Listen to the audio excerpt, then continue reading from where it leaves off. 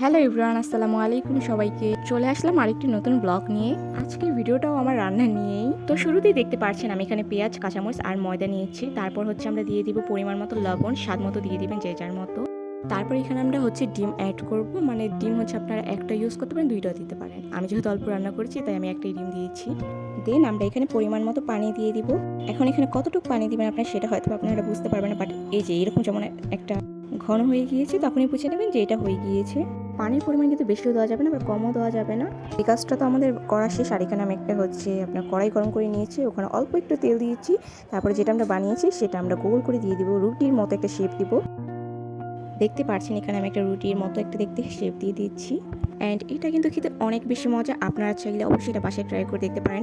খুব সহজেই এটা বানানো যায়, আর এটা খেতেও কিন্তু অনেক মজা। সন্ধ্যার নাস্তার জন্য আমি মনে করি পারফেক্ট একটা নাস্তা।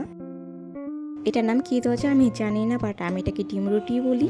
তো এটা আমরা এপাট ওপাট করে ভেজে নিব, ঠিক রুটির মতোই যেভাবে আমরা ভাজি এটাও ঠিক অল্প অল্প তেল দিয়ে ওইভাবেই ভেজে নিব। আর এইদিকে আমার নানি পান খেতে নিচ্ছিল, তো আমি আবার সেটা খেতে নিষেধ করি, কারণ তাকে আমি আমার এই রেসিপিটা খাওয়াবো তাই। দেন আমার একটা ভাজা শেষ হলে আমি আমার নানিকে ট্রাই করতে দিই। আমি ভাবছিলাম উনি মনে হয় খেতে পারবে না, বাট ওনার কাছে এত বেশি পছন্দ হয় যে উনি আমার কাছে বলে যে আমাকে আরও একটা দিই। তো পরপর উনি আমার থেকে 2বার নিয়েছিল। তো আমার এখানে আবার কি হয়েছে, মানে আমি শর্ট বানিয়ে ফেলছি, পরে আমার আবার পরবর্তীতে আরও বানাতে হয়, কারণ আব্বু আম্মু ভাই বোন তারা কেউ খায়নি, শুধু আমি আর নানি খেয়েছিলাম। আমি কি করছিলাম, একদিক দিয়ে বানাচ্ছিলাম, আরেক দিক দিয়ে হচ্ছে আমি নিজে খাচ্ছিলাম। মানে কি করবো, আর খিদে লাগছিল তাই আমি ভাবছিলাম যে এই দিক দিয়ে আমি খাই আর ভাজি। মানে নানির যেটা এত বেশি পছন্দ হবে সেটা আমি বুঝতেই পারিনি। আমি জানি না অন্যজন এই খাবারটা কখনো খেয়েছে কি না, বাট আমি কিন্তু এই রান্নাটা আমার আম্মুর থেকে শিখেছি।